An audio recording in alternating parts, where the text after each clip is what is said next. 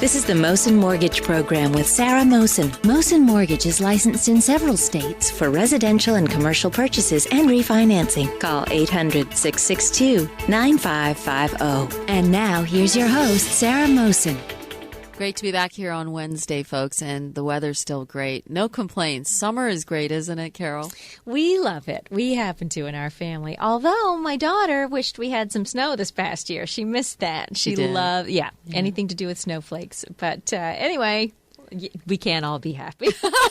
But because it's already May and the kids will be out before we know it. Thinking about, people making their summer plans and how they're going to spend their money, on vacation time and all that. Some people, of course, are going to have to pay for childcare while they're working because their kids aren't in school anymore. Is this an okay time of year to start a budget? I think start it, as long as you start it, because often enough we put it off. It's amazing when you take a moment to see where your money is going. I've done it myself. I mean, just 2 months ago, I looked at my payment for my insurance policy, and it was bugging me for 6 months, and I just got peeved about the fact that I was paying more than I should and looked into it and ended up getting pretty much, I'm paying half of what I was paying originally. I mean, and it's a great time now that you have to think about summer and their expenses, because when your kids are off, their friends are off, and they're over at your house, and then that refrigerator is vacant, done, zero. And they all want ice cream, and it has to be, the Razzle or whatever costs $5 instead of the dollar cone, and summer is expensive. It is expensive. The big thing about it is that there are so many other expenses, and you want your kids to have a social life, but their friends are going to come over, and that's natural, and having them over, entertaining,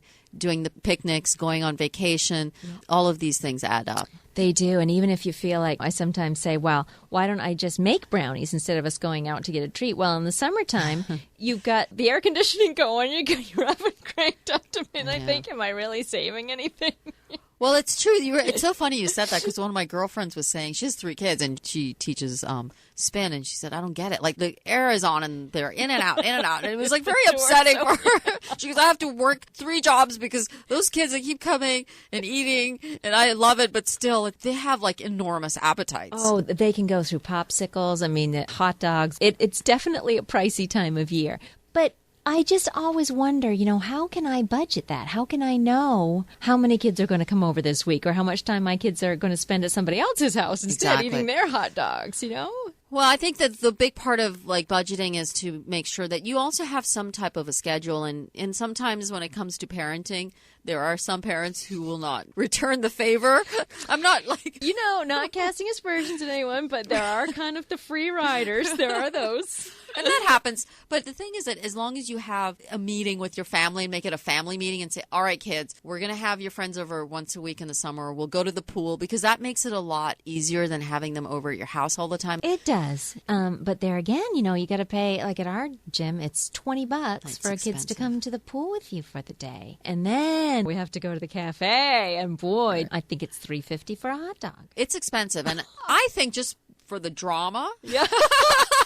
And the outing and the food, there needs to be a price and labor involved. They need to work for that treat. That's what I say. I say that in order for that to occur. Yes, and then the mother gets home and has to do all the towels and all the unpacking of the car and get everybody in the shower and out of the shower and then make dinner. Exactly. So this has been your fun day out. Exciting stuff. So I say to folks that, plan for the summer. Now is the time. And obviously, as I've said, saving money is not just about, I'm looking at my coupons and clipping coupons, because you want to do that and make sure that you're not spending more than you need to spend. But also keep your kids involved. I mean, make sure that they're working towards that treat. Make them do something, whether it's cutting the grass or cleaning the oven or something. Right. And that way they feel and realize that they had to work to get that in order to enjoy that time with their family and friends, and not to make it sort of every day that they can have their friends over at all hours, because then there's no structure or schedule, and it can take over your life. It's draining. It's exhausting. Yeah. You're not going to become a better parent by being a friend to the kids. No. They're just going to become monsters. I mean, they do. If you're like you've been through no, but I mean, it's true. You can't befriend your child. That's just not going to work. Right. That is a tough Bribery. situation to be in. No, but I think you're right. If you can say, if we all get our chores done this morning, then we can go pick up so-and-so and we'll go to the beach this afternoon. Right. That's very reasonable. And it's expensive. And that's why I say to folks, there are things that happen, and I've chatted with my friends about it. They often look at expanding their house or moving because the house has outgrown them. If they like the neighborhood, if they really enjoy the area, the school district, maybe you just need to look at refinancing, taking equity out of your property and building out your property instead of moving the kids. Because I know as a child when I had friends, I was moving every 3 years. My parents were diplomats. Yeah. I loved it. But most kids would be traumatized by it. It's very difficult. Yeah. But if you've lived in that neighborhood for 10 years and now you're looking to move just because the house seems a little smaller, maybe you need to look at expanding it, refinancing, taking equity out, and just having an addition made. Yeah. And that Rather works. than taking a home equity line of credit, though. Exactly. A second mortgage. We don't want to be doing that. You don't, because, I mean, those rates, they do adjust, and therefore there's really no reason, because our rates right now are around 3%, 3.5%, 3.875. And as you see your family grow, things happen. I mean, obviously, you're looking for more space, maybe an additional bedroom, maybe you're going to have another child, or a family member is going to be moving back in with you. I just say that if it's working, you don't need to fix it. You don't need to sell the house. I've had friends who put their house up on the market, and I've chatted with them and have said, is it the house that you don't like, or the neighborhood, or the school district? None of the above. It's just too small. Okay. Just build it out. Yeah. Add another 1 or 2 rooms. It's a lot cheaper than moving. Yes. Because you have to pay the realtor to sell the house. You Right. have to, basically look at relocation costs. And how soon can you realistically sell this property, too? How long is it going to be sitting there tying up your money? Exactly. Yeah. And I mean, these are things like, and that's what I love chatting with you about, Carol, because we're all going through day-to-day life experiences and the stories that you hear. And I know a lot of mothers are shaking their heads and saying, exactly, summer's here.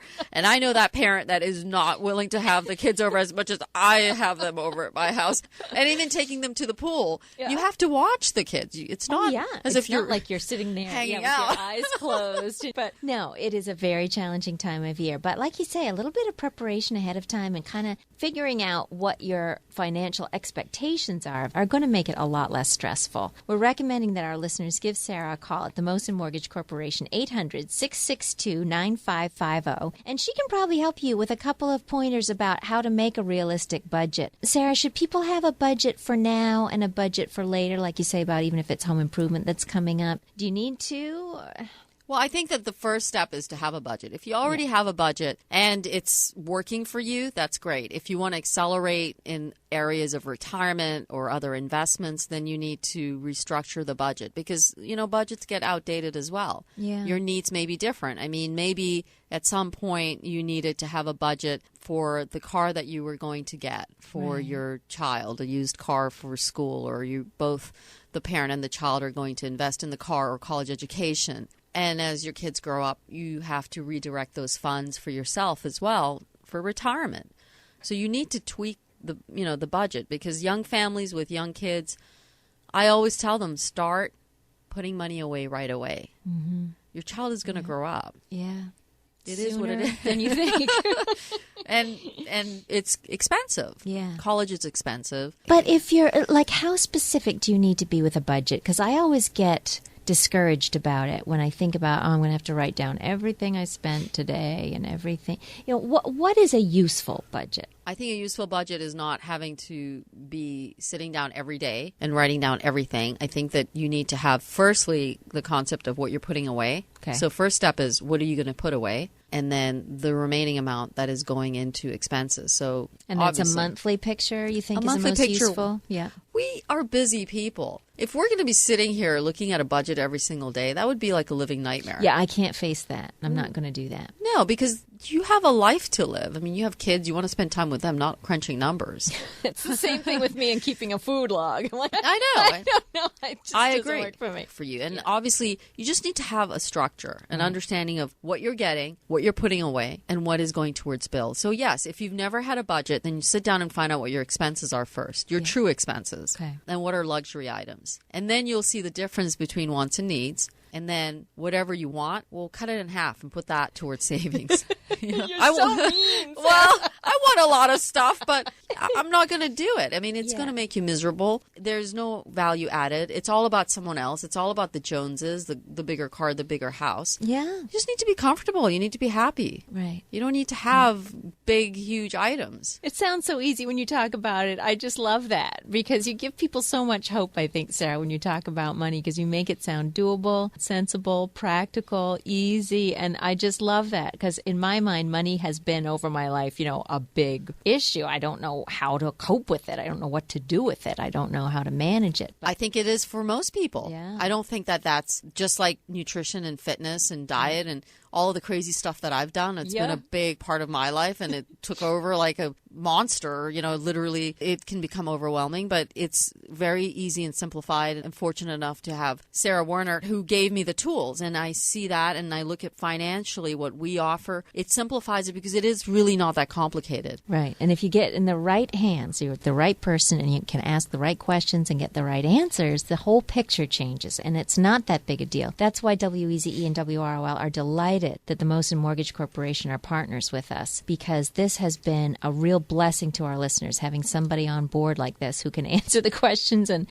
make these money problems a lot more simple and a lot less stressful than they might be for you right now. The number to call Sarah is 800-662-9550. And before we go today, I just wanted to chat a little bit, Sarah, about identification theft. That is something that, we see a lot of people offering services to protect ID and all that sort of thing. What should people be doing to safeguard their identification? I mean, obviously, going online and spending a lot of money sort of opens you up. It sure does. I mean, going online, and if it's a wireless connection, gives you more access to information. I mean, you have scenarios where people can actually capture your information through debit cards that are swiped. These things do happen. And then you have friends, family, relatives that have stolen IDs from you. I mean, it has happened. It's unfortunate. And in scenarios like that, when you do find out, you have to correct that. If you've had a situation where a friend or a relative or spouse has used your identity and you have found that out, you need to sit down and talk to them about this situation. It's not unusual. It has happened. Yeah. And it's difficult to fathom because you would never think that you would be in a situation like this where someone you trust would use your information and basically take funds from you. The big thing is to protect yourself and to keep your information as private as possible. I mean, what we do as a company with Mohsin Mortgage is that when we're doing a credit report, it's not information that's disclosed. It doesn't go to anybody. It's only privy to you and the lender. And lenders do not approve online credit reports because they are not reports that are acceptable in a financial institution. So when you release information and think that you are receiving a credit report for free, what you're really doing is you're giving out your personal information, and that data can be shared with multiple parties, so you may be receiving multiple phone calls from marketing companies. And we'll be back tomorrow and we'll explore a little bit more of that, okay? Great stuff. Stay well. This has been the Mohsin Mortgage Program with Sarah Mohsin. Mohsin Mortgage is licensed in several states for residential and commercial purchases and refinancing. Call 800-662-9550.